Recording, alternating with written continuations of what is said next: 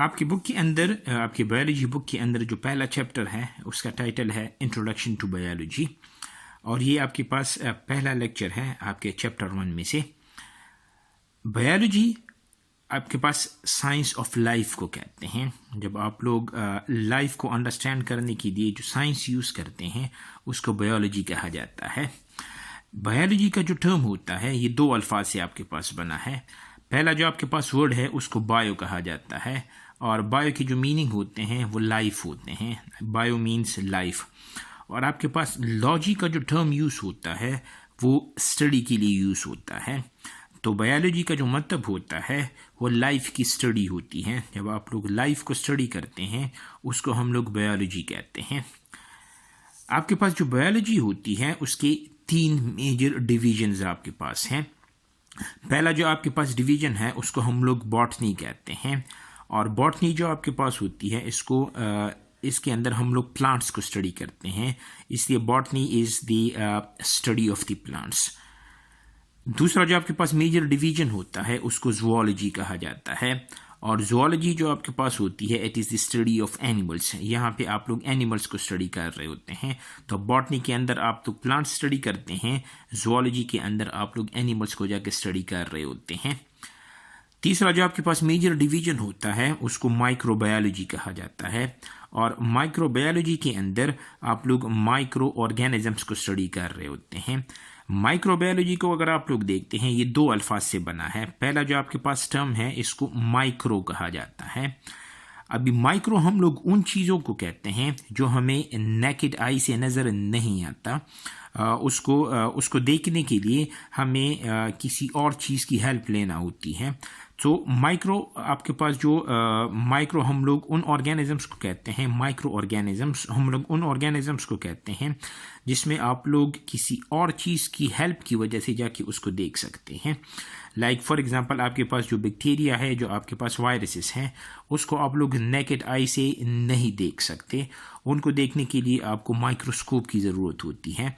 तो माइक्रोबायोलॉजी के अंदर आप लोग माइक्रो ऑर्गेनिजम्स को स्टडी करते हैं। उन ऑर्गेनिज्म को आप लोग स्टडी करते हैं जो आपको नेकेड आई से नज़र नहीं आते, और उनको विजुअलाइज करने के लिए आपको माइक्रोस्कोप की ज़रूरत होती है। तो ये आपके पास 3 मेजर डिवीजन्स हैं। बॉटनी जिसके अंदर आप लोग प्लांट्स को स्टडी करते हैं, ज़ूलॉजी जिसके अंदर आप लोग एनिमल्स को स्टडी करते हैं, और माइक्रोबायोलॉजी जिसके अंदर आप लोग माइक्रो ऑर्गेनिजम्स को जाके स्टडी कर रहे होते हैं। बायोलॉजी की जो आपके पास फील्ड है वो आपके पास बड़ी तेज़ी से फैल रही है। It is a very fast growing field of science. इसके अंदर दिन ब दिन नए फील्ड्स जाके इंट्रोड्यूस हो रहे होते हैं। तो अगर आप लोग बायोलॉजी को इन सब चीज़ों को इकट्ठा जाके पढ़ेंगे आपके लिए अंडरस्टैंडिंग बड़ी मुश्किल हो जाती है। इसलिए बायोलॉजी को अंडरस्टैंड करने के लिए हम लोग बायोलॉजी को डिफरेंट ब्रांचेस में जाके डिवाइड करते हैं, और हर एक जो ब्रांच होता है वो बायोलॉजी की एक स्पेसिफिक चीज़ के ऊपर जाके फोकस करता है, जिसकी वजह से आप लोग बायोलॉजी को ईजीली जाके समझ सकते हैं। आपके पास पहला जो ब्रांच होता है बायोलॉजी का उसको मॉर्फोलॉजी कहा जाता है। मॉर्फोलॉजी 2 अल्फाज से बना है। पहला जो आपके पास लफ्ज़ है उसको मॉर्फ कहा जाता है, और मॉर्फ के जो मीनिंग होते हैं वो फॉर्म होता है, फॉर्म और शेप आपके पास होता है। लॉजी के मीनिंग आपके पास, लॉजी के जो मीनिंग होते हैं वो आपके पास स्टडी होता है। इसका मतलब ये है कि मॉर्फोलॉजी जो आपके पास होती है this is the study of the form, shape and the structure of organisms. For example, अगर आप लोग मॉर्फोलॉजी की एग्जांपल्स को देखते हैं तो जो चीज़ें आपको नज़र आ रही होती हैं, आपको नेकेड आई से नज़र आ रही होती हैं, उसके लिए हम लोग यूजुअली मॉर्फोलॉजी का टर्म यूज़ करते हैं। फॉर एग्जांपल प्लांट्स के अंदर अगर आप लोग देखते हैं वहाँ पे आपको लीव्स मिलते हैं। तो डिफरेंट प्लांट के जो लीव्स होते हैं उनके कलर एक दूसरे से डिफरेंट होते हैं, उनका जो साइज़ होता है वो एक दूसरे से डिफरेंट होता है, उनका जो शेप होता है वो भी एक दूसरे से डिफरेंट होता है। सो मॉर्फोलॉजी के अंदर आप लोग डिफरेंट जो लिविंग ऑर्गेनिजम्स होते हैं उनके फॉर्म, शेप और उनके स्ट्रक्चर को जाके स्टडी कर रहे होते हैं। दूसरा जो आपके पास ब्रांच होता है वो आपके पास एनाटॉमी होता है। अभी एनाटॉमी की जो मीनिंग होते हैं वो डायसेक्शन के होते हैं। इसका मतलब ये है कि एनाटॉमी के अंदर आपके पास जो चीज़ें अंदर होती हैं, जो आपको बाहर से नज़र नहीं आ रही होती, उनको जाके आप लोग स्टडी कर रहे होते हैं। क्योंकि जब आप लोग किसी चीज़ के इंटरनल चीज़ों को देखते हैं तो पहले आप लोग उसको डाइसेक्ट करते हैं, उसको आप लोग कट करते हैं, और जब आप लोग उसको कट कर लेते हैं उसके बाद आपको अंदर की चीज़ें नज़र आ रही होती हैं। सो एनाटॉमी जो आपके पास होता है, that is the study of the internal structure of the organism, जो ऑर्गेनिज्म के अंदर जाके प्रेजेंट होते हैं। अच्छा, एनाटॉमी जो आपके पास होती है वो आपके मॉर्फोलॉजी का एक सब डिवीजन होता है, और जो आपके पास एनाटॉमी होता है इसको हम लोग इंटरनल मॉर्फोलॉजी कह रहे होते हैं। लाइक एनाटॉमी के अंदर भी आप लोग जो आपके पास स्ट्रक्चर्स हैं उन्हीं को पढ़ रहे हैं, लेकिन चूंकि आप लोग इंटरनल स्ट्रक्चर को पढ़ रहे हैं इसलिए हम लोग इसको इंटरनल मॉर्फोलॉजी कहते हैं। फॉर एग्जांपल ह्यूमन बींग्स को अगर आप लोग देखते हैं, उनकी बॉडी के अंदर जो ऑर्गन्स होते हैं वो आपको नज़र नहीं आते, उनको देखने के लिए आप लोगों ने ह्यूमन बींग्स को कट करना होता है। सिमिलरली जो आपके पास बोन्स होते हैं वो आपको नज़र नहीं आ रहे होते, उनको देखने के लिए आप लोगों ने उसको कट करना होता है। सो एनाटॉमी के अंदर आपके पास जो लिविंग ऑर्गेनिज्म के इंटरनल स्ट्रक्चर होते हैं उनको जाके आप लोग स्टडी कर रहे होते हैं। तीसरा जो आपके पास ब्रांच होता है बायोलॉजी का, उसको हिस्टोलॉजी कहा जाता है। अभी हिस्ट्रो की जो मीनिंग होते हैं वो आपके पास टिश्यू होता है, लॉजी के जो आपके पास मीनिंग होते हैं वो आपके पास स्टडी होता है। इसका मतलब ये है कि हिस्टोलॉजी के अंदर आप लोग जो ऑर्गेनिजम्स के अंदर टिश्यूज होते हैं उनके स्ट्रक्चर को आप लोग पढ़ रहे होते हैं। So histology is the study of the structure of the organisms tissue. अभी अगर आप लोग लिविंग ऑर्गेनिजम्स के अंदर देखते हैं आपको डिफरेंट किस्म के टिश्यूज मिल जाते हैं। फॉर एग्जांपल अगर आप लोग ह्यूमन बींग्स की बात करते हैं, मसल आपके पास that is a type of tissue. जो आपके पास नर्वस सिस्टम जो आपके पास होता है that is a type of the tissue. जो आपके पास कनेक्टिव टिश्यू होता है और जो आपके पास एपिथेलियल टिश्यू होता है वो आपके टिश्यू के एग्जाम्पल्स होते हैं।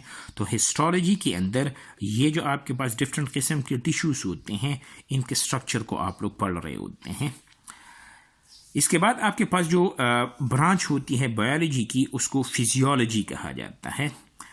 फिजियोलॉजी जो आपके पास है वो दो वर्ड से बना है, एक आपके पास फिजियो है, एक आपके पास लॉजी है। फिजियो की जो मीनिंग होते हैं वो नेचर होता है या आपके पास फंक्शन होता है, और लॉजी के जो आपके पास मीनिंग होते हैं वो स्टडी होता है। इसका मतलब ये है कि फिजियोलॉजी के अंदर you study the functions of different parts of the organisms and the mechanisms. For example अगर आप लोग ब्रेन को देखते हैं तो फिजियोलॉजी के अंदर आप लोग ये देख रहे होते हैं कि आपका ब्रेन किस तरह काम करता है और किन मैकेनिज्म्स पे वो जाके काम कर रहा होता है। लाइक अगर आपका ब्रेन किसी बॉडी के पार्ट को सिग्नल भेजता है तो वो किस तरह भेजता है और उसमें कौन कौन से आपके पास सिग्नल्स इन्वॉल्व होते हैं। आपके पास जो हार्ट होता है, लाइक हार्ट के जो फंक्शन होता है वो आपके पास किस तरह होता है और उसमें कौन कौन से मैकेनिज्म्स इन्वॉल्व होते हैं। सो फिजियोलॉजी के अंदर आप लोग जो डिफरेंट पार्ट्स होते हैं ऑर्गेनिजम्स के उनके फंक्शंस को भी पढ़ रहे होते हैं, और जिन मैकेनिज्म्स के थ्रू वो फंक्शन कर रहे होते हैं उनको जाके आप लोग पढ़ रहे होते हैं। आपके पास एक और जो ब्रांच होती है बायोलॉजी की उसको एम्ब्रियोलॉजी कहा जाता है। एम्ब्रियोलॉजी आपके पास दो वर्ड से बना है, एक आपके पास एम्ब्रियो है, एक आपके पास लॉजी है। एम्ब्रियो का मतलब होता है दी अनबॉर्न, जो अभी पैदा नहीं हुआ, उसको एम्ब्रियो कहा जाता है। लॉजी के जो मीनिंग होते हैं वो आपके पास स्टडी होते हैं। इसका मतलब ये है कि आपके पास जो एम्ब्रियोलॉजी होती है that deals with embryo and the phenomena involved in the formation of embryo and its development into a new organism.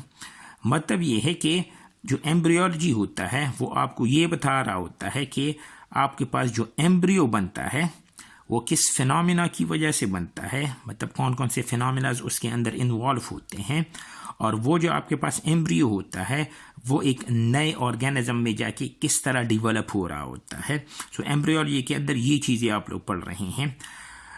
Embryology के अंदर आप लोग ये पढ़ रहे होते हैं कि लिविंग ऑर्गेनिजम्स के अंदर गैमीट्स किस तरह बनते हैं। ये जो आपके पास गैमीट्स होते हैं ये एक दूसरे के साथ कंबाइन होकर फर्टिलाइजेशन किस तरह करते हैं, और उसके बाद जब फर्टिलाइजेशन हो जाती है, आपके पास जो जाइगोट बनता है वो मदर का जो वूम्ब होता है, मदर के पेट के अंदर वो किस तरह जाके डेवलप हो रहा होता है। तो ये सारे जो फिनोमिनास होते हैं इसको आप लोग एम्ब्रियोलॉजी के अंदर पढ़ रहे हैं कि आपके पास गैमीट्स किस तरह बन रहे हैं, फर्टिलाइजेशन किस तरह हो रही है, और जो आपके पास फीटस या एम्ब्रियो है वो मदर वूम्ब के अंदर किस तरह जाके डेवलप हो रहा होता है। आपके पास एक और जो फील्ड होती है बायोलॉजी की, उसको टैक्सोनॉमी कहा जाता है। अभी टैक्सो की जो मीनिंग होते हैं या टैक्सिस के जो मीनिंग होते हैं वो आपके पास अरेंजमेंट होता है, और नोमी के जो मीनिंग होते हैं वो आपके पास मेथड होता है। इसका मतलब ये है कि टैक्सोनॉमी जो आपके पास होती है, this is the study of the classification of organisms and their scientific namings. इसका मतलब ये है कि टैक्सोनॉमी के अंदर आप लोग ऑर्गेनिजम्स को जाके क्लासिफाई कर रहे होते हैं। तो वो जो आपके पास स्टडी होती है कि ऑर्गेनिजम्स को आप लोग किस तरह क्लासिफाई करते हैं, उनको आप लोग एक साइंटिफिक नेम किस तरह देते हैं, ये सारी चीज़ें आप लोग टैक्सोनॉमी के अंदर पढ़ते हैं। और टैक्सोनॉमी आपके पास ज़रूरी इसलिए होती है कि अगर आपके पास से फॉर एग्ज़ाम्पल कोई प्लांट है, पाकिस्तान में उस प्लांट को एक नाम दिया जाता है, इंडिया के अंदर उसको दूसरा नाम दिया जाता है, कराची के अंदर उसका एक नाम होगा, इंडिया के अंदर उसका दूसरा नाम होगा, चाइना के अंदर उसका तीसरा नाम होगा। इसका मतलब ये है कि साइंसदानों को फिर ऑर्गेनिजम्स को आइडेंटिफाई करने में मुश्किल होता है।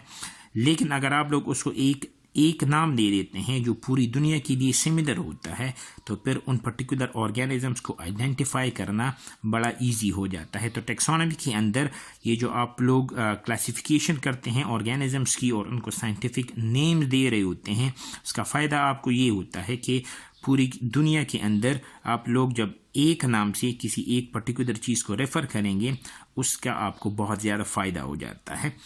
टैक्सोनॉमी के अंदर फॉर एग्जांपल अगर आप लोग एग्जांपल्स को देखते हैं, तो जो आपके पास डोमेन्स होते हैं, जो आपके पास किंगडम्स होते हैं, वो एक्चुअली आपके पास टैक्सोनॉमी की एग्जांपल्स होती हैं। आपके पास जो एक और ब्रांच होती है बायोलॉजी की, उसको सेल बायोलॉजी या उसको साइटोलॉजी कहा जाता है। अभी जो आपके पास सेल बायोलॉजी या साइटोलॉजी होता है, this is actually the study of the cells and their organelles. इसका मतलब ये है कि सेल बायोलॉजी के अंदर अभी आप लोग ऑर्गेनिजम्स के ऊपर फोकस नहीं कर रहे, जो आपके पास सिंगल सेल्स होते हैं उनके ऊपर जाके आप लोग फोकस कर रहे होते हैं कि एक सेल के अंदर आपके पास कौन कौन से बायोमॉलिक्यूल्स होते हैं, वो जो आपके पास बायोमॉलिक्यूल्स होते हैं वो किस तरह फंक्शन परफॉर्म कर रहे होते हैं। एक सेल के अंदर आपके पास कौन कौन सी ऑर्गेनेलिस होते हैं, और वो जो आपके पास ऑर्गेनेलिस होती हैं वो जाके किस तरह काम कर रही होती हैं। तो ये जो सारी चीज़ें होती हैं, मतलब आपके पास कोई सिग्नलिंग पाथवे है कि आपके सेल के अंदर कोई चीज़ आ जाती है, आपका सेल उस पर्टिकुलर चीज़ को किस तरह जाके रिस्पॉन्ड कर रहा होता है, उसको आप लोग सेल बायोलॉजी के अंदर जाके स्टडी कर सकते हैं। कोई आप लोगों ने से फॉर एग्जांपल ग्लूकोज आप लोग ले लेते हैं, ग्लूकोज आपके सेल के अंदर आ जाता है, वो आपके सेल के अंदर किस तरह यूज़ होता है, किस तरह उसकी मेटाबॉलिज्म होती है, ये सारी चीज़ें आप लोग साइटोलॉजी या सेल बायोलॉजी के अंदर स्टडी कर रहे होते हैं। हम लोग इसको नेक्स्ट वीडियो के अंदर कंटिन्यू करेंगे।